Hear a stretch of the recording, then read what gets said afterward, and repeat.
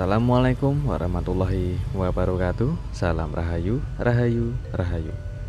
Jumpa lagi dengan saya di channel New Edi Solar Tutorial. Di kesempatan kali ini ada servisan handphone yaitu Samsung A52s. Dengan kondisi handphone ini kerusakannya touchscreen tidak bisa berfungsi, ya disebabkan oleh handphone habis kemasukan air, teman-teman. Oke, kita coba untuk cek dulu.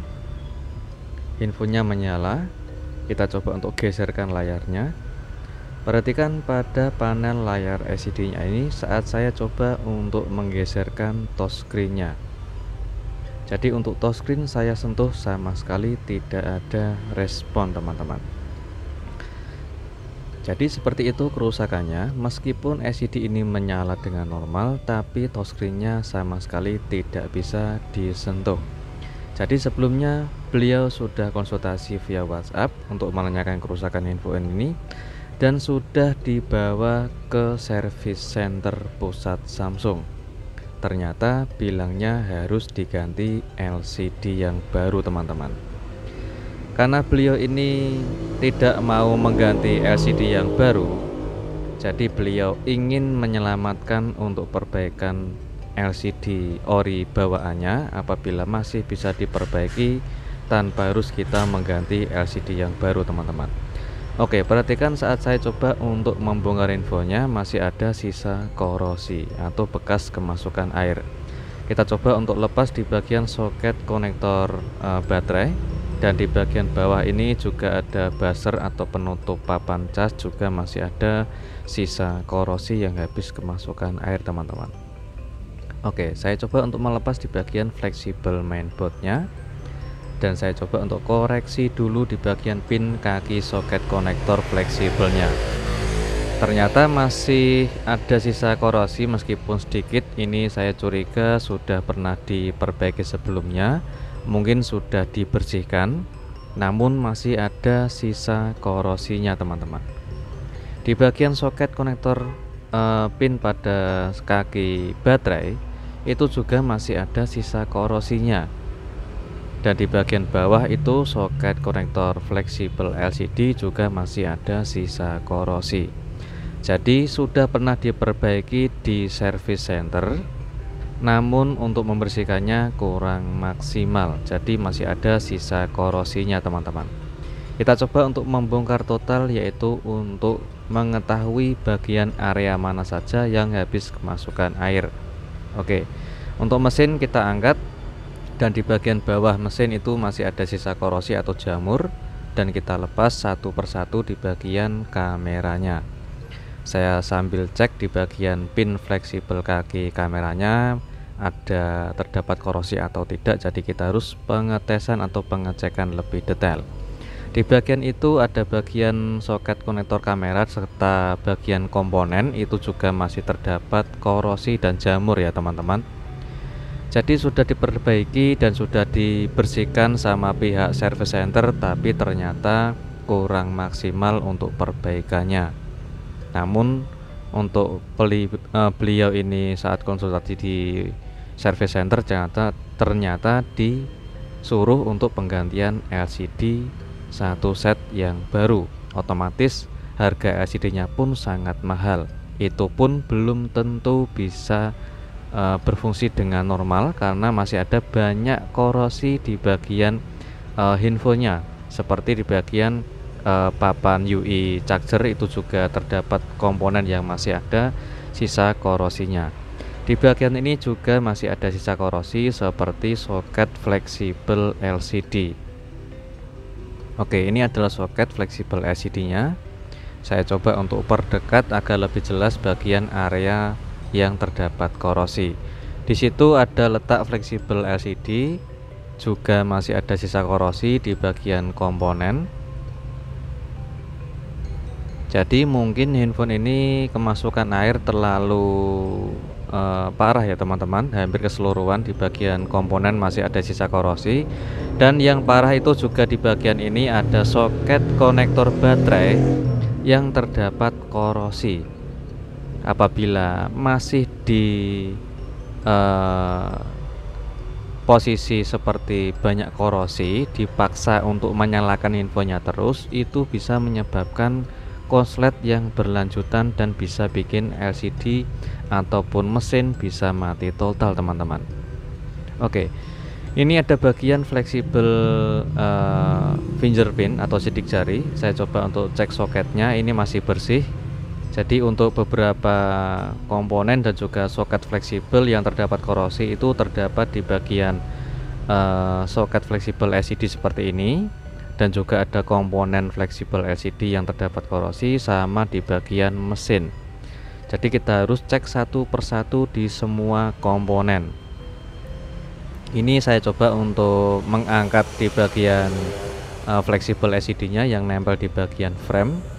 Saya coba cek lebih detail dan saya coba untuk zoom lebih dekat di bagian area pin kaki yang terdapat korosi teman-teman. Oke, perhatikan pada pin kaki yang terdapat korosi. Ini ada di bagian kaki pin yang terdapat korosi. Jadi ada salah satu kaki pin yang masih ada sisa korosinya ya teman-teman. Saya mohon maaf karena ini saat saya merekam suara ada di counter di pinggir jalan, dan jadi agak sedikit bising motor lewat ya teman-teman. Jadi tidak bisa tenang untuk perekamnya. Kita coba untuk bersihkan dulu di bagian area yang terdapat korosi atau di semua komponen yang masih ada sisa korosinya, kita bersihkan dulu. Oke, kita bersihkan dengan hati-hati, dan di bagian ini ada soket konektor baterai yang terdapat korosi teman-teman.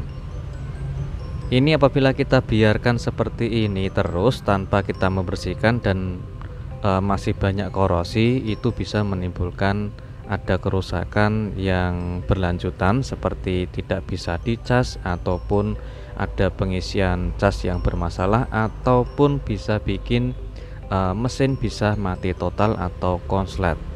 Jadi alangkah baiknya kalau saran saya, apabila handphone yang kemasukan air, tahap pertama itu kita harus membongkar total dan kita cek satu persatu di semua area komponen yang besar kemungkinan masih terdapat korosi. Jadi apabila masih ada korosi, kita bersihkan secara total. Setelah kita bersihkan, kita coba untuk keringkan dulu. Oke, setelah kering kita coba untuk zoom memperdekat di bagian area komponen yang terdapat korosi. Ini setelah saya bersihkan masih ada sisa jamur atau korosi. Kita coba untuk bersihkan menggunakan karter atau bisa menggunakan pinset ya teman-teman. Yaitu tujuannya agar sisa jamur atau korosi yang ada di bagian mesin tidak saling ngeground yang bisa short atau konslet di bagian komponennya. Oke, setelah kita bersihkan, kita cek satu persatu lagi di bagian area mesin. Oke, di bagian situ sudah tidak ada korosi, dan di bagian ini ada soket konektor yang ada di bagian PCB mesin. Ini adalah soket konektor mainboard pada LCD. Di situ banyak jalur ya teman-teman. Di bagian soket ini adalah jalur LCD, jalur touchscreen, dan juga jalur audio. Sama juga jalur fingerprint, dan ada lagi jalur mikrofon dan juga speaker ya teman-teman. Jadi banyak jalur sekali di bagian soket konektor ini. Apabila masih ada sisa korosi ataupun ada jalur yang terputus, maka bisa menyebabkan sebagian fungsi handphone bakal tidak bisa bekerja secara maksimal. Oke, di bagian ini saya mendapati sisa korosi, yaitu ada beberapa pin kaki konektor soketnya. Saya coba untuk kerik dulu, yaitu untuk menghilangkan sisa-sisa korosinya. Setelah kita bersihkan, kita cek ada jalur yang terputus atau tidak teman-teman.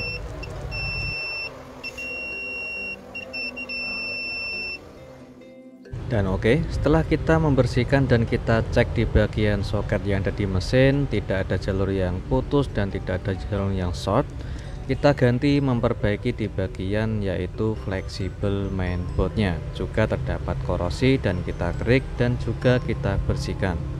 Jangan sampai ada jalur yang terputus ataupun jalur yang masih ada terkena korosi. Di bagian ini adalah fleksibel soket konektor LCD, yaitu di bagian mainboard juga terdapat korosi teman-teman. Seperti ini bentuknya. Jadi step by step kita harus teliti lebih detail untuk mengetahui area yang mungkin masih ada sisa korosi yang bisa menimbulkan short konslet ataupun jalur yang terputus. Jadi kita segera menangani atau mengatasi agar tidak terjadi kerusakan yang semakin parah. Oke, setelah kita membersihkan di bagian fleksibel mainboard dan di bagian ini kita cek lagi, yaitu di bagian salah satu kaki pin konektor yang ada di bagian fleksibel LCD sudah kita bersihkan, kita cek ulang. Sudah tidak ada korosi lagi, kita coba untuk pengecekan. Setelah kita selesai membersihkan semua area komponen maupun di bagian soket pada jalur yang terdapat korosi, setelah kita bersihkan total, kita coba untuk cek ulang. Kita pasang semua komponen dan juga kita pasang di bagian fleksibel mainboard sama soket fleksibel baterai. Lalu kita coba untuk menyalakan apakah handphone bisa berfungsi dengan normal atau masih tetap touchscreen tidak bisa digunakan. Oke, sengaja saya coba untuk tes menggunakan charger dulu. Ini masih support untuk pengisian daya baterai, sudah naik di angka 12%. Kita coba untuk menyalakan handphonenya. Oke, handphone sudah menyala. Kita tunggu loadingnya sebentar hingga menyala sampai menu. Kita coba geserkan, ternyata masih sama saja touchscreen-nya tidak bisa digerakkan, alias touchscreen tidak bisa berfungsi ya teman-teman. Sama sekali tidak berfungsi dan tidak ada pergerakan di area touchscreen-nya. Selanjutnya saya penasaran untuk kepengen membuka atau membongkar LCD-nya teman-teman. Kita panasi dulu menggunakan alat separator dengan panas secukupnya saja dan kita bongkar dengan hati-hati agar menghindari resiko tidak bikin LCD-nya ikut rusak teman-teman. Setelah saya bongkar LCD dari frame, ternyata feeling saya benar. Kecurigaan saya di bagian LCD ini ternyata kemasukan air, yaitu di bagian belakang LCD. Perhatikan, di fleksibel LCD atau belakang LCD dan juga di bagian frame itu terdapat banyak korosi dan jamur teman-teman, yang menimbulkan sebagian jalur touchscreen itu short konslet ataupun jalur bermasalah yang disebabkan oleh korosi di bagian fleksibel yang nempel ke bagian frame. Jadi untuk di bagian fleksibel LCD kita teliti lagi di semua area komponen dan juga di bagian area yang terdapat korosi teman-teman. Oke, setelah kita mendapati sisa korosi yang ada di bagian LCD, kita coba tutupi dulu atau kita lindungi di bagian modul lensa fingerprint-nya atau sensor sidik jari. Kita bersihkan dari sisa korosi yang terdapat di bagian frame atau tulangan LCD teman-teman. Oke, setelah kita bersihkan, kita kerik agar sisa-sisa korosi sudah hilang, dan di bagian ini kita ganti kerjakan di bagian fleksibel LCD. Kita lindungi dulu di bagian lubang sensor sidik jarinya, jangan sampai kotor ataupun kena cairan ya teman-teman, yang bisa menimbulkan sidik jari tidak bisa aktif atau tidak bisa sensitif. Kita bersihkan area yang masih ada sisa korosi yang terdapat di bagian fleksibel LCD. Setelah kita bersihkan, kita cek ulang dan kita coba untuk zoom memperdekat di bagian area yang masih besar kemungkinan tertinggal di bagian korosi. Oke, untuk sisa korosinya sudah hilang. Kita coba untuk membersihkan segala komponen yang terdapat di bagian fleksibel LCD tentunya. Yang terutama itu adalah bagian letak posisi jalur pada touchscreen. Ini adalah fleksibel touchscreen. Saya coba untuk bersihkan, tidak ada sisa korosinya lagi, dan komponen di bagian jalur touchscreen itu jika masih ada sisa korosi kita harus membersihkannya teman-teman. Oke, untuk pinout pada fleksibel jalur touchscreen sudah tidak ada korosinya. Semua komponen sudah bersih, khususnya di bagian fleksibel LCD. Setelah kita bersihkan, kita coba untuk pengecekan. Sebelum kita pasang LCD ke frame, ini sengaja saya coba untuk lindungi dulu di bagian komponen, terutama di bagian fleksibel LCD yang terdapat jalur touchscreen. Saya lindungi atau saya lapisi menggunakan solasi anti ground. Setelah itu kita pasang LCD-nya dan kita coba untuk pengecekan ulang. Apakah dengan metode seperti itu bisa berhasil atau tidak? Karena resikonya sangat besar. Apabila gagal membongkar LCD atau melepas LCD dari frame, bisa menyebabkan LCD ikut rusak dan tidak bakal bisa berfungsi kembali. Terpaksa harus mengganti LCD, teman-teman. Kita coba geserkan layar. Alhamdulillah bisa disentuh dan bisa digeserkan. Saya coba untuk tes menggunakan panggilan darurat. Untuk touchscreen-nya bisa disentuh dengan normal, teman-teman.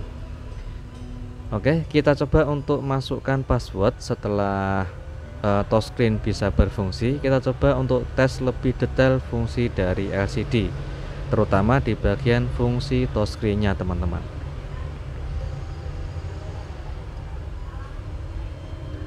Oke, alhamdulillah ini touchscreen masih bisa digunakan dengan normal. Dan alhamdulillah untuk pembongkaran LCD yang sangat risikonya sangat tinggi, alhamdulillah tidak ada cacat di bagian LCD, serta LCD dan juga touchscreen masih bisa digunakan dengan normal tanpa harus kita mengganti LCD yang baru, teman-teman. Jadi saran saya seperti itu ya, teman-teman. Mulai dari awal step by step.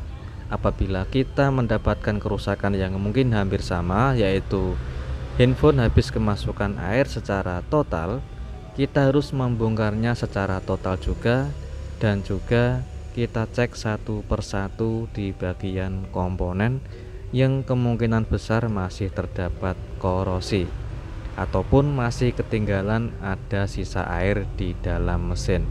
Jadi alangkah baiknya kita bongkar total, jangan dikeringkan di bawah sinar matahari ataupun di blower menggunakan blower pengiring rambut ataupun ditaruh di dalam beras. Kalau saran saya, segera bawalah ke teknisi terdekat dan disuruh untuk pengecekan total. Tujuannya agar tidak ada kerusakan yang berlanjutan, teman-teman. Oke, sekarang kita coba untuk merakitnya kembali, yaitu pemasangan LCD ke frame.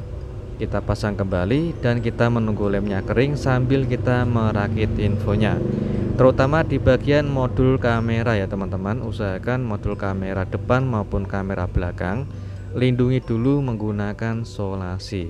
Tujuannya agar tidak bikin kamera blur atau kotor. Kita lanjut untuk perakitan terakhir, yaitu pemasangan backdoor, dan kita kasih segel garansi. Oke, kita pasang untuk backdoornya, kita kasih lem secukupnya saja, teman-teman. Oke, kita pasang backdoornya sambil kita bisa menggunakan yaitu gelang karet secukupnya saja, yaitu untuk mempresisikan juga merapatkan LCD dan juga merapatkan di bagian backdoornya. Sambil saya coba untuk koneksikan menggunakan charger agar bisa mengisi dengan normal, dan sudah nambah di angka sekitar 25%. Kita coba untuk buka karetnya apabila lemnya sudah kering. Dan ini adalah hasil akhirnya setelah kita kerjakan step by step proses pengerjaan atau mengatasi handphone yang habis kemasukan air di handphone Samsung A52s. Oke, saya coba untuk menyalakan handphonenya dulu, yaitu untuk pengetesan ulang sebelum saya serahkan handphone ini ke pelanggan. Oke, handphone sudah kita rakit dengan posisi rapi dan kembali seperti semula.